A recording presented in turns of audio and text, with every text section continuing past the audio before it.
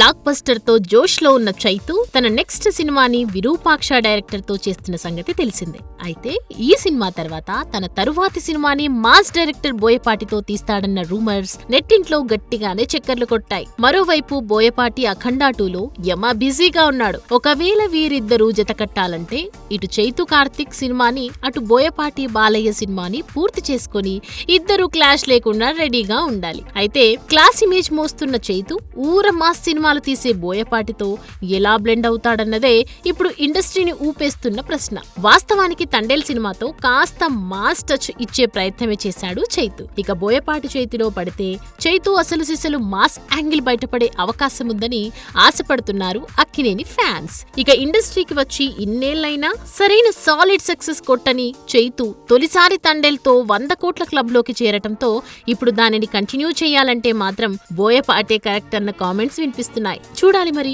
నిజంగానే ఈ combo set అవుతుందా లేక వార్తలకే పరిమితమవుతుందా? For more videos like this, subscribe Big TV channel.